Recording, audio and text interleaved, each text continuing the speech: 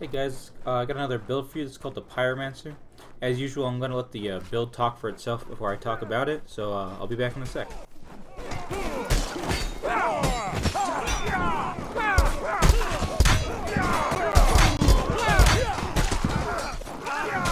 Alright, so here's the build. This is the Pyromancer. This is the spiciest boy, the Thinking Man's build. I'll talk about all the parts individually, but just so you guys can see the whole thing, because someone requested I do this. Fireproof, friendly, tenacious, scavenger, worker's hood, the 1-2-1 for the armor, and we were going with the rapier with double fire bombs. Obviously, we're going with double fire bombs, and the rapier works out for the points and a bunch of other stuff we'll talk about later. Alright, let's roll the fucking clips. So, the firebomb is probably one of my favorite utility items, just for 2 points. In the hands of someone who's really, knows how to use it, they can actually do quite a lot. You don't want to use firebombs directly as like a killing weapon, though. You want to use it to assist in a kill. What that means is you don't want to throw a firebomb directly at a person. A firebomb will do 5 to 10 damage on direct impact, but it won't actually start doing damage over time for a couple of seconds, meaning a person will always have a chance to walk out of the firebomb if you throw it directly at them. Instead, if you're going to use it in a fight, you want to throw a firebomb behind the person and try to force the person back into that firebomb. Usually people can't really keep track of it that well, and if you're putting up a lot of pressure, you can really force them back into that into the fire, and it really helps you with a kill. You'll see that here in a sec. The second use, however, and you'll see more examples of that later on in the video, is you want to use it to really control a fight. And you can do this in a couple of different ways, and there are quite a few different applications. You'll just have to I'll show you some examples and talk about it. You have to really figure it out for yourself. The first thing you can really do is control the pacing or control the aggression or the pressure from the other team. So, for example, say you have a bunch of people pushing onto you and you're alone. You can drop firebombs down in front of you, try to get them off you. You can also maybe try to split up the group, so only having the 1 or 2 in front push you. And just that you can do the same with your allies. I've thrown firebombs in front of plenty of allies who are getting pushed and outpowered, and they lets them fall back and or it helps them with the fight. The second thing you can use a firebomb for generally is to really control where you want people to go in the fight, and you can use it to put them in bad situations. What this usually means is you can put them in really tight places or against walls and stuff, places where they don't feel comfortable using their weapon. And usually most people won't really be too smart about this. If you say you throw a firebomb but they see there's an opening, they usually like to go for it, not realizing that's actually what you want.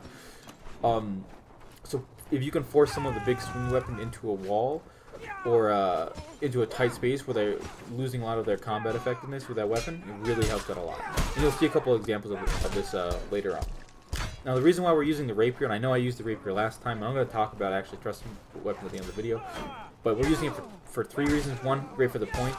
2, it's very good at putting pressure on people, so I find it's very easy to push people back into the fire, provided they don't realize the fire is behind them. And 3, it's obviously being a thrust weapon. You can use it in those really tight situations where other people can't swing their big swords around, which makes it perfect, for giving you an advantage in the situation you put your opponents in. Just like this, I force them against the wall, so they can't all come at me at once, which really mitigates the pressure they can put on me. And then when they're in that wall, I have total advantage with my rapier compared to their bill hook and whatever sword he was using. But again, these guys are forced against fire in a wall. I have the total advantage here. So that's how you really want to use firebombs. Talk quickly about the perks. Fireproof is really the best time to use it. You're going to be stepping in your own fire occasionally, and you also want to have that option so you can run through your fire to be aggressive or to fall back through it. Fireproof's a no-brainer. Please, for the love of God, you have to use friendly if you're using this. You're going to hit your teammates all the time, whether you're trying to avoid to or not. Sometimes they just walk into the fire. You're going to be doing a lot of team damage, so please put on friendly. It'll just save so many of your allies. Like, they step into it occasionally, and it just cuts the damage so far down that it's very instant. You see guys literally taking 11 points of damage per tick there, so please put friendly. Tenacious, we don't have a healing item in this build, so Tenacious works really well. Not only that, but it allows you to, while you're walking back to one of the boxes to refill your firebombs, you can actually just walk it back instead of sprint, or just walk it part way, and by the time you get there, you'll be full health, and you'll be ready to go right back into the fight. Tenacious is super useful on builds without any other healing or bloodlust. And then we use Scavenger. You don't need Scavenger. I just figured I'm getting a lot of kills that aren't close to me, and I feel like if the people I'm killing are gonna be dropping extra stuff, I'd be helping my team anymore, even more. So I feel like it would really, it really would help. And then you just went with light armor. Do whatever armor setup you want. Depends on what weapon you decide. But you have to wear a helmet when you're fighting in the front line. So many things will one-shot you to the head if you don't wear at least 1 point of armor. Some things still will, but having at least 1 point of armor is so crucial. So at least you have 1 point of head armor, and then from there you just split up your points for whatever remaining armor you want. I want a 1-2-1. You can do a 2-2, a 1-3, whatever you want. Yeah, that's the build. Try it out. Really try to think about your firebomb placements. You want to really actually see you want to really think about what's that guy gonna do to throw this firebomb down, and then you want to see if he actually does that. And that's how you know if you can actually get the people to do the stuff you want with the firebombs if you're controlling them. That's how you know that's how you know the build is working. That's how you know you're using these firebombs correctly. The firebombs not that great if you just throw them all willy-nilly, but if you're throwing them in the proper places, super devastating. Alright, and that's the end of the build video. I'm going to talk quickly about 2 things. So if you want to click off now, that's all you're interested, go ahead.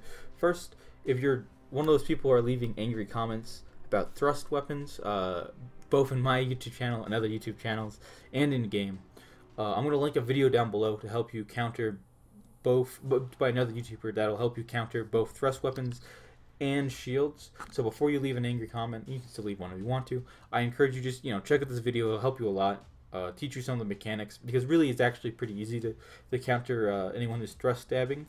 You just need to know how. So I'm gonna leave some resources down. I'm gonna leave a video down in the comments below. I encourage you to check it out. Definitely make you better. It'll let you shit over people who only know how to thrust. I know how to thrust. Yeah, I can do more than just thrust. Most people I go up against, that's all I need though. So I'm just putting it out there. The second thing is I'm just going to talk about my channel real quick. I actually get quite a few views per video. I get thousands of views, and I only have 40 to 50 subscribers, which is pretty good. However, I kind of actually want to get my channel monetized, and the biggest roadblock to that is me actually having 1,000 subscribers. So you guys don't have to, but if you want to, I really appreciate you guys subscribing. You don't have to hit the bell. You don't have to leave a like. You don't have to do anything. I don't care. Just if you want to help me out, you don't have to. You can just subscribe, and as soon as you see me in like a couple months or maybe whenever, if I pass 1,000 subscribers, feel free to unsubscribe if you don't watch the content anymore. Don't care. I just really want to see if I can actually make some money for all the work I'm putting into this. But anyways, thank you guys so much. Have a nice day.